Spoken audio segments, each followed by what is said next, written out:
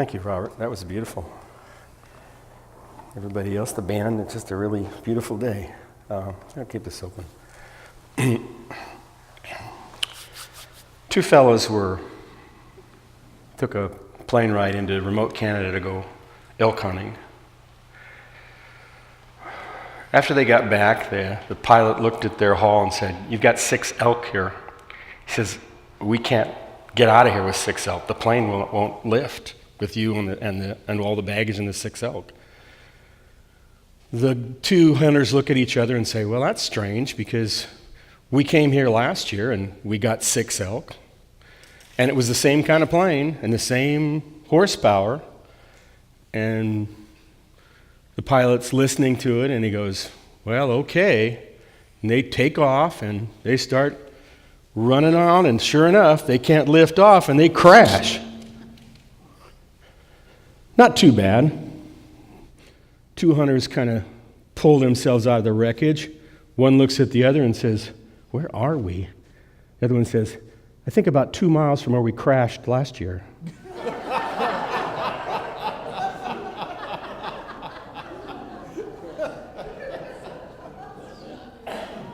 Yeah. The great mystic and fool, Mullah Nasruddin, in Sufism, he's the great mystic and fool. He's out front of his house, and he's out there for about 15, 20 minutes, just running around looking for something. Finally, his wife sees him out there and says, "Nasruddin, what are you doing?" He says, "I'm looking for my key. I lost my house key." She says, "Okay." So she comes out and looks with him. They go for about another 20, 30 minutes in this patch, and finally she says, "Are you sure you lost it here?" He said, "Oh, no, I didn't lose it here. I lost it in the bedroom." She says, "Then why are we looking for it here?" He says, "Well, the light's better."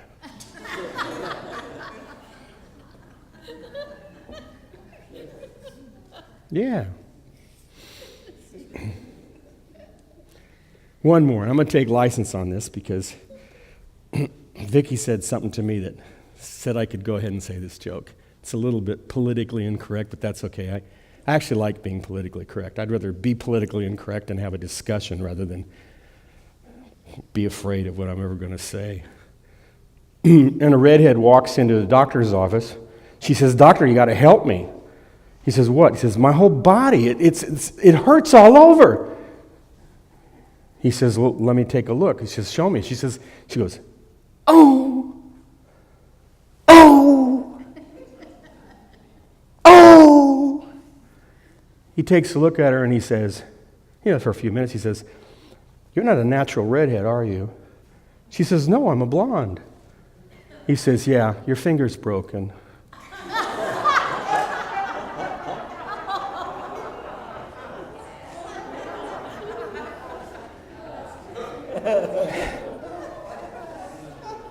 Why am I telling these jokes? I mean, it's fun to laugh, but they're all about something that's the same, and that is about thinking, about how we think, and there's something missing from our thinking, There's something missing from our thinking. We know that unity is about thinking, don't we know that? As in mind, so in manifestation. That's what it's about. Most New Age religion and teachings and stuff understands that. In fact, there's a big thing about what they call the law of attraction. We used to call it in unity, still do, the law of mind action. In fact, in the principles of unity, it's considered the third. Now it's considered the third of 5 principles, and it's usually phrased in something like this: that we co-create our own reality. Which for me is always kind of funny because I think we co-create our own illusion. We don't co-create reality. We co-create what we want. Like the same trip where we crash again and can't figure out why it's always doing the same thing over and over and over again. And we don't have to be flying to Canada. We can be planning our lives. We can be trying to fix a problem. We can be working in a relationship.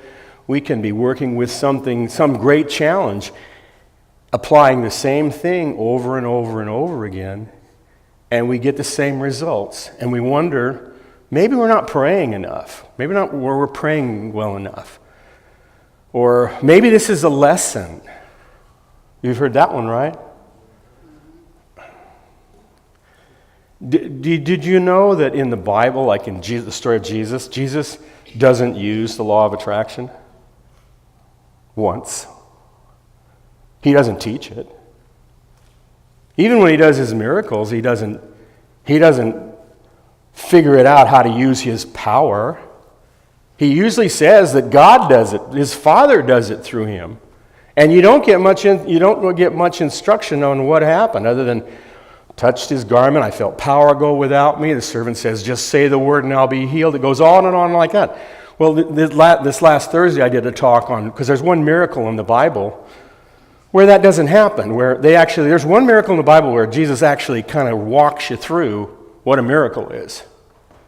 Okay, and it's in Mark, the 6th chapter. I'm not going to read the whole thing, but it's in the 6th chapter.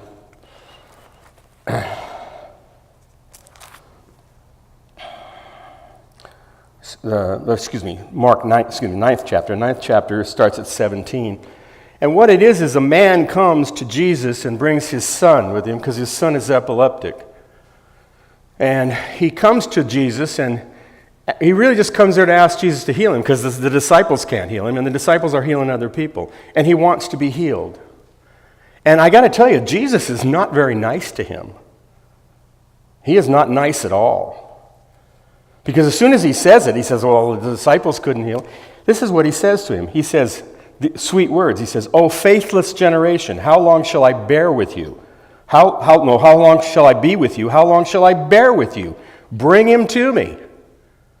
That's what he says to him. And the man brings his son to him. And then he says an interesting thing to him, which is he says, how long has this been happening to him? Which, if you know Jesus, you realize Jesus knows how long it's been happening. Do you get this? He knows how long it's been happening. He could look at you and he could see everything about you. He knows. He knows what your story is. Because their stories are all the same. And he knows where you've been caught and what's going on. But he says, how long's it been happening to him? And this man goes into, which is a powerful thing, because this man goes into a whole thing about describing what it's like to have his son going into these seizures over and over and over all his life. Any of you parents? Any of you parents?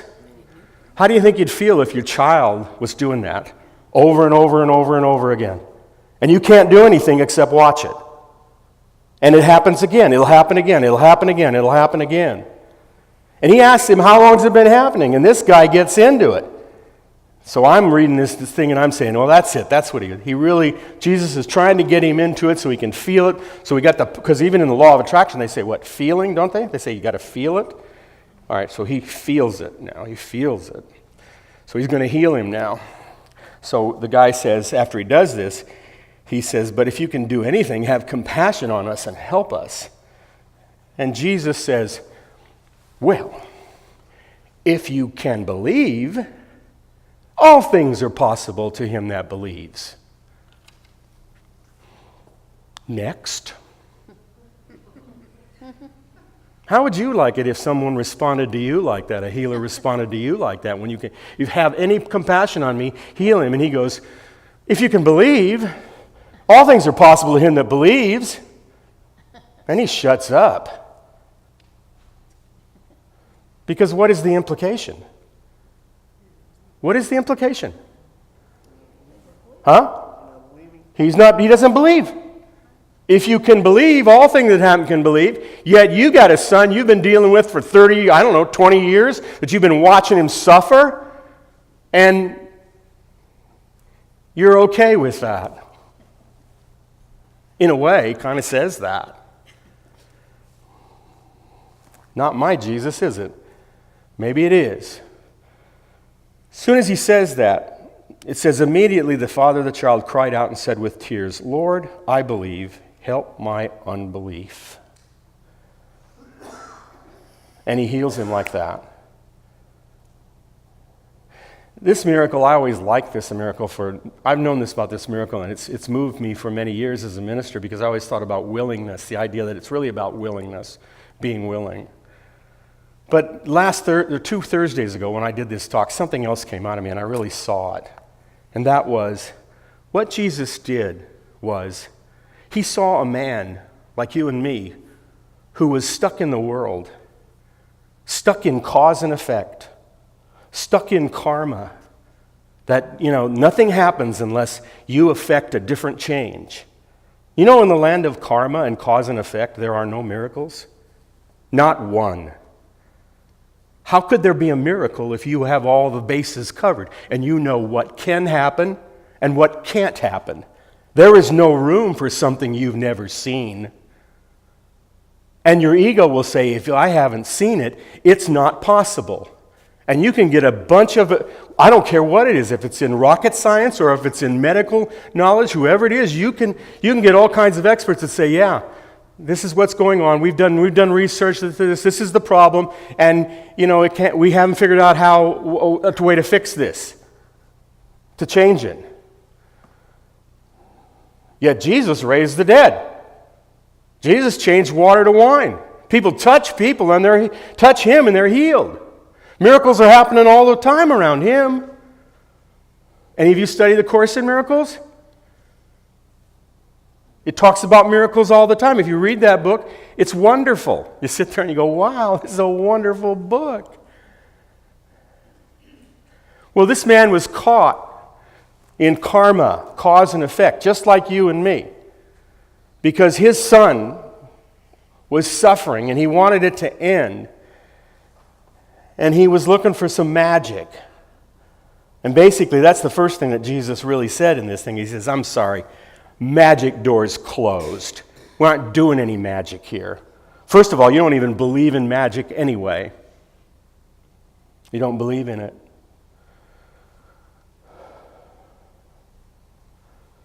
And he runs him through this gauntlet. Why?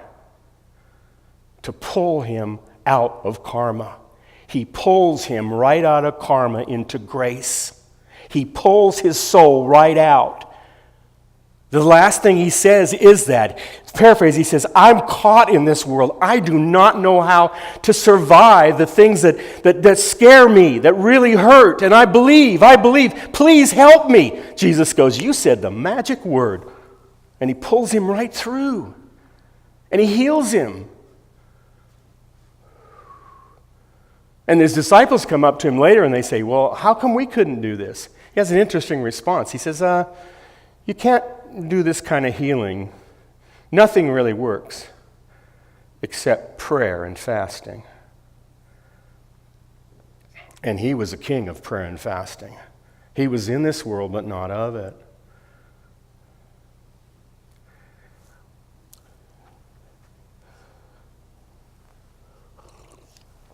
When I speak and I teach, and someone had said something to me about this too, more than once I've had people say, God, Dale, sometimes I don't quite get where you're going. And it happens so quick or something like that. And I want to tell you that's okay, because actually if you did get where I'm going, that would probably not be very helpful to you.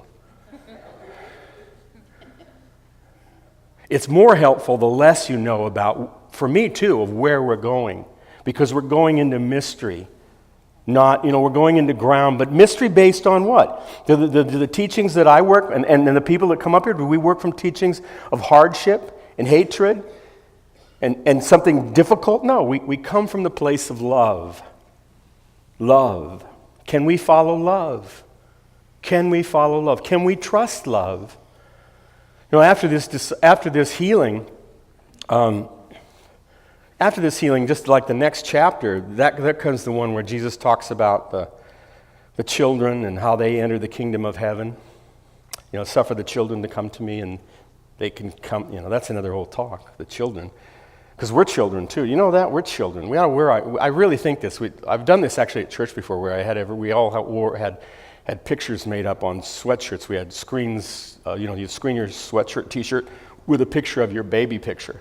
I'm going to tell you, church was different that day.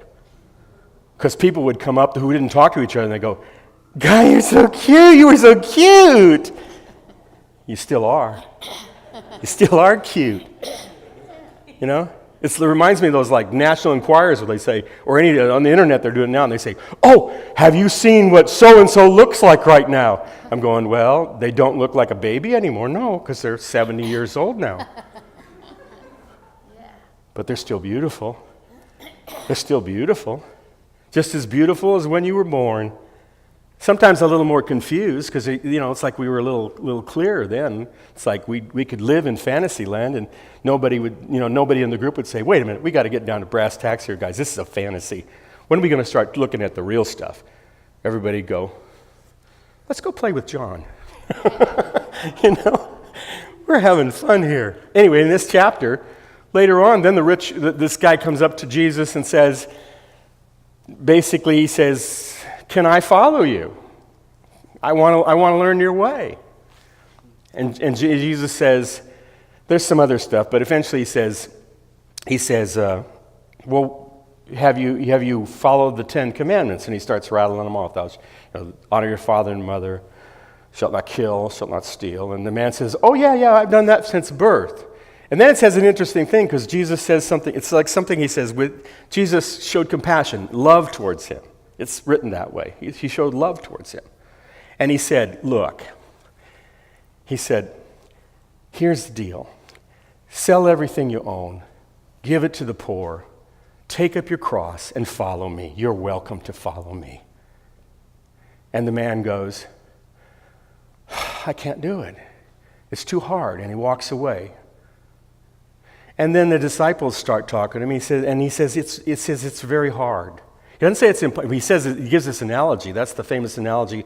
He says it's harder, it's easier for a camel to walk through the eye of a needle, which actually isn't as difficult as it sounds because he's not talking about a real needle. He's talking about a gate in Jerusalem called the Eye of the Needle, which is a gate for people, not camels. Okay, so you'd have to really squeeze them through somehow and, get about 6 or 7 guys and really maybe dislocate the camel to get it through there. Okay? But he says it's difficult. And then he says it's a very hard row for those who have riches to get into the kingdom of heaven. And he's not talking about warranting it or meriting it. He's talking about now. Be in the kingdom of heaven now. Where miracles take place. Now. And the disciples turn to him and like we would too. He says, "Well, how could anybody," and they use their own language. They go, then how could anybody be saved? And you know what he says to them? He says an interesting thing. He says, with men, it is impossible. It can't be done. Boy, that sure messes up a lot of classes, doesn't it?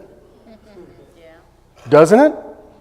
Because with men it is impossible, but with God all things are possible.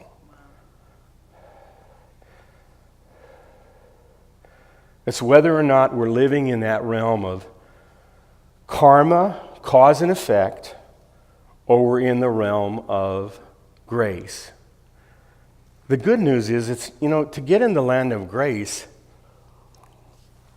you don't have to forsake the land of karma. What is Dale up here? You're going to go home and say, "Well, Dale had an interesting talk. What did he say?" He said, "Well, basically he said everything that I'm doing is wrong and I got to stop doing it because if I don't stop doing it, I'll never be in heaven. Or if I do, it won't be till it all collapses." Did I got that about right? Yeah.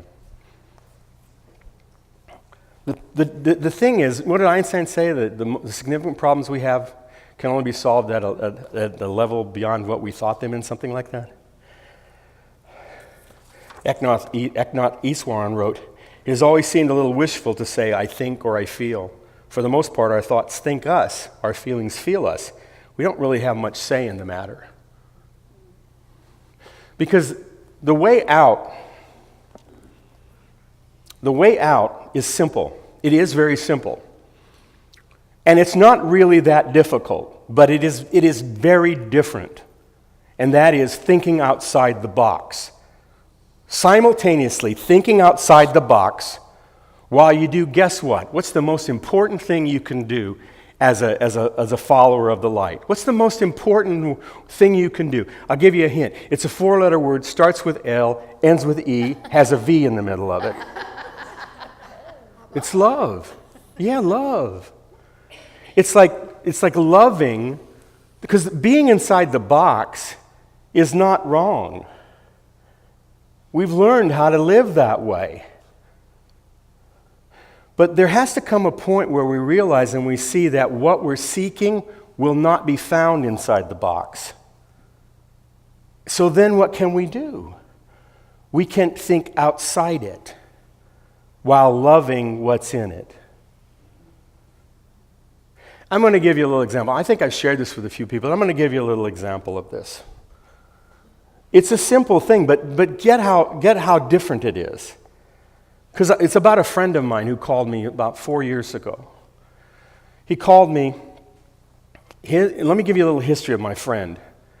His father committed suicide while he was a young boy. Blew his brains out in one of the sheds out back.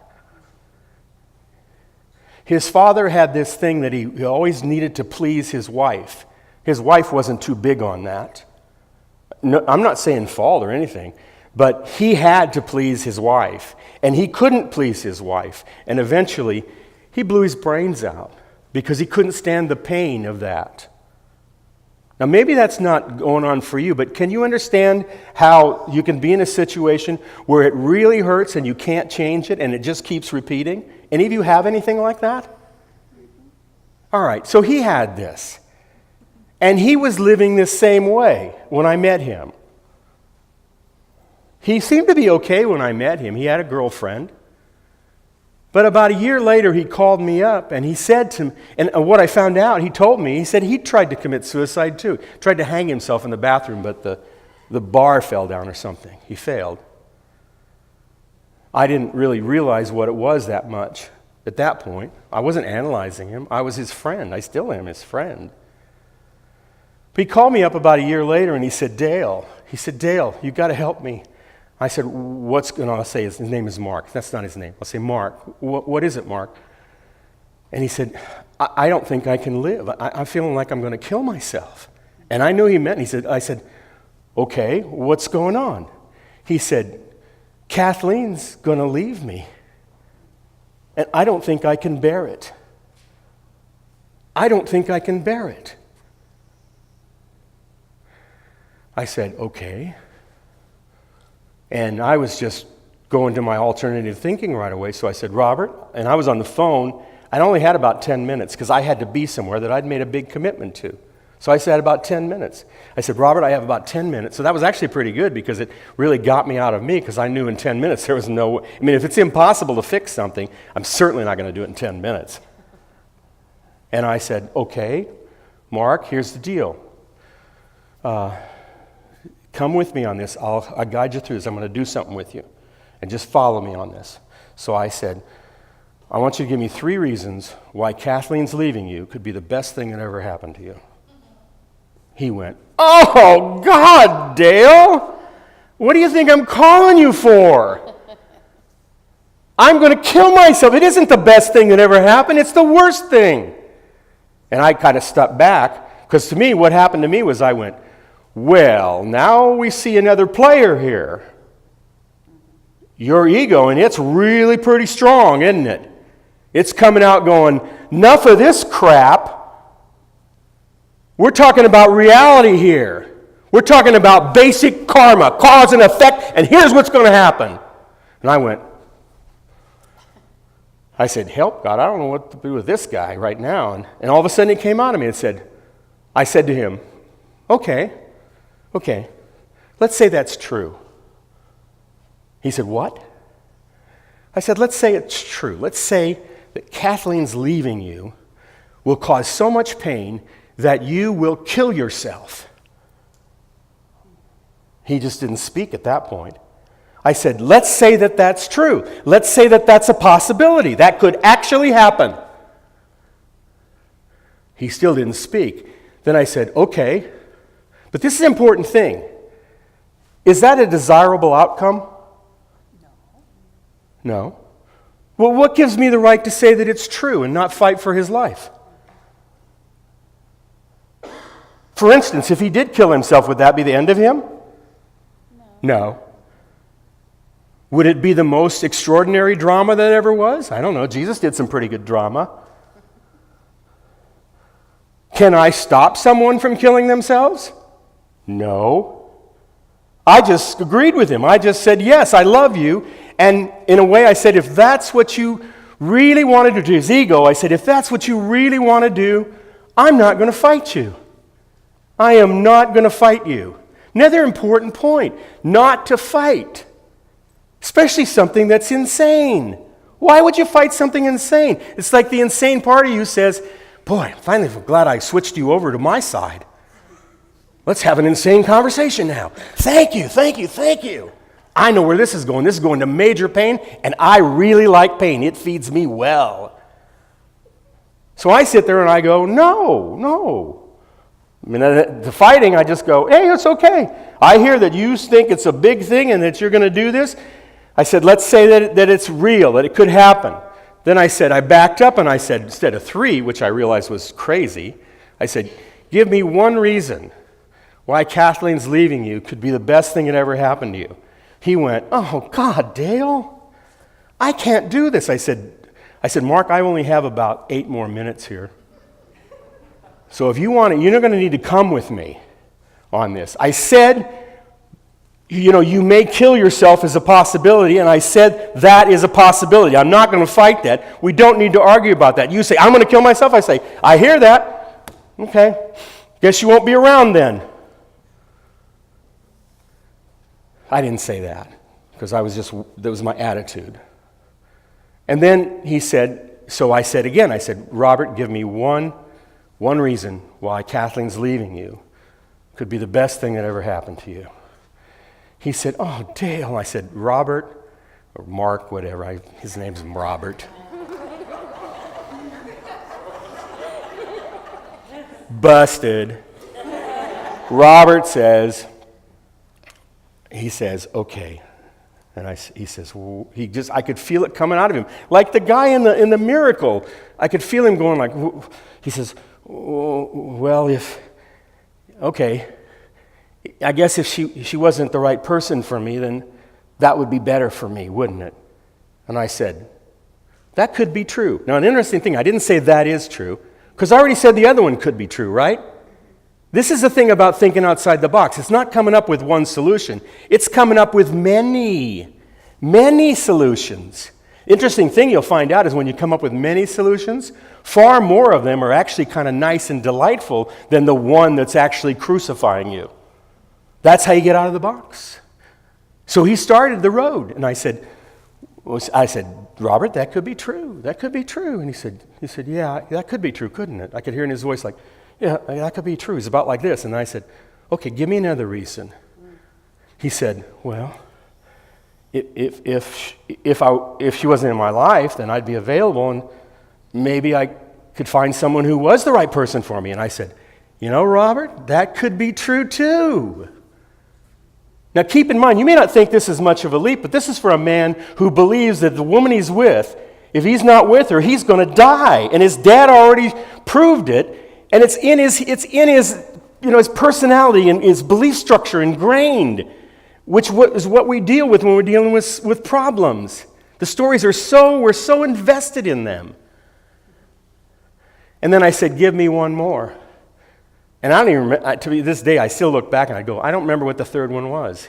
But he was like, well, it could mean da-da-da. And I said, Robert, that could be true. And as soon as I said true, he said, Dale, you know what? Kathleen's leaving me could be the best thing that ever happened to me. Now, if I'd have told him to change his attitude, what do you think would have happened? Not a thing. He needed someone to help him get through, to think beyond what the problem was by loving the problem, accepting the problem, but then going beyond it and looking at what possibilities you hadn't looked at, Like, hey, I lost the key in the house. Oh, maybe I'll look in the house. Even if the light is bad. I take a flashlight. This is how we change our thinking. St. Paul said this. He said this. I love this saying, St. Paul. He said, where are you at, St. Paul?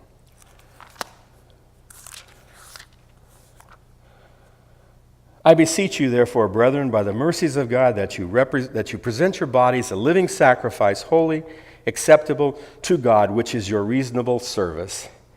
And do not be conformed to the world, which is do not be driven by fashion. That's really literally what it means. If you look at the words, do not be driven by fashion,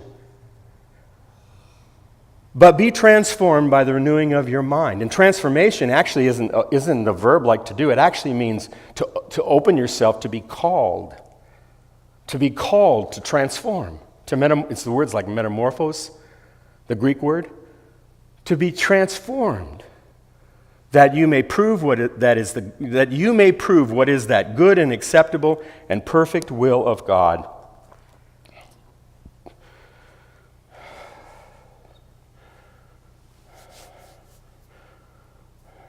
So thinking outside the box is a couple things. One is to realize that when you're in the box, that's not wrong at all. And you need to love yourself for that. And even that big ego that says, I'm going to defend this, you need to love it, because it's really worked to save your life at times when you were really, really unconscious. So it's loving that. But at the same time, it's looking at that. You know, the conversation I have with my ego nowadays, it's really cute. It's not screaming at me anymore. It even asks me, it says, you okay with me screaming? I say, yeah, you can scream. And then it says, but you're not going to do anything about this, are you? And I go, well, you know I can't. You know I can't. And it goes, yeah, I know. One point it said, after that it said, this was years ago, like 5 years ago, it said, after it asked me that, I said, what's going to happen to us? Ego said that to me.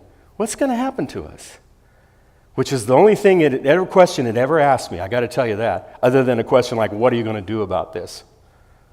What's going to happen to us? And I said, I don't know. It's like I put my hand around it. It looked like a teenager to me. And I put my hand around and I said, I don't know, but we're going to be okay, and I'll be with you all the way. There's no circumstance that we can't face together. There's no circumstance that we can't face together.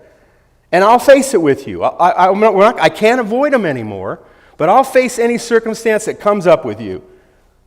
Anyone at all. Because that's who we are.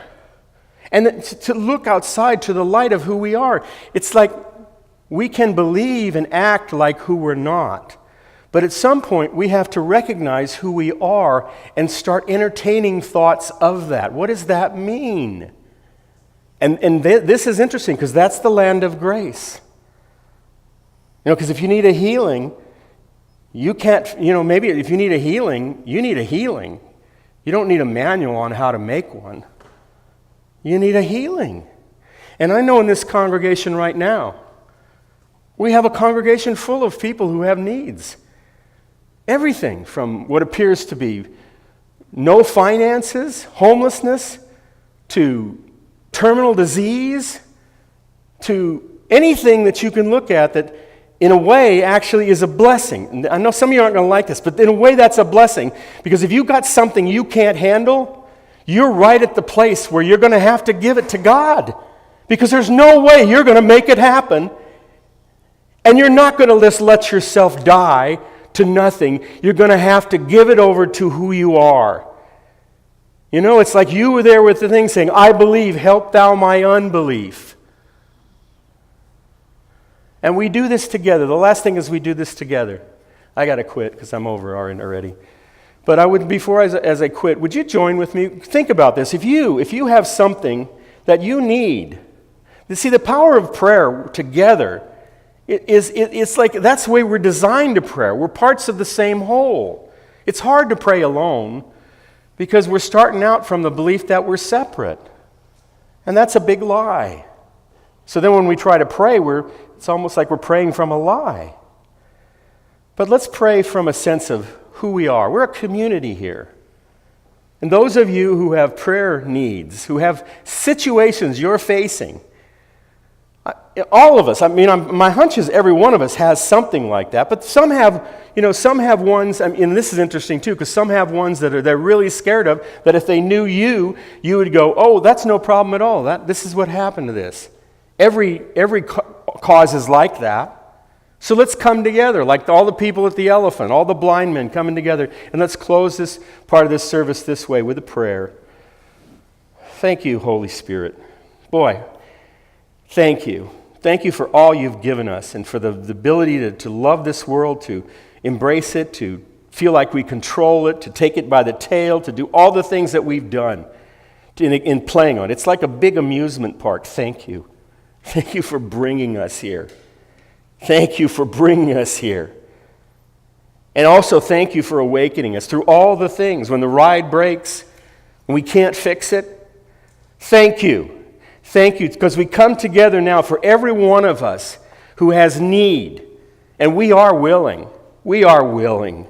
We are willing to be the vessels and the agents for each other of your divine light and healing. We are willing. It is the light that heals us, and we are the vessels of the light. And we don't know how to make the light. We don't know how the light works, but we do know that we are the vessels of the light. And we hold each other now. We hold each other. We hold each other like we were born for the first time. Like we really just came out of the womb. And we're going like, God, it's so good to be alive and to be connected. And in the name and the power of Jesus Christ and the light of the world, let this healing be done. Thy will be done. We surrender. Show us the way. Thank you, God. Amen.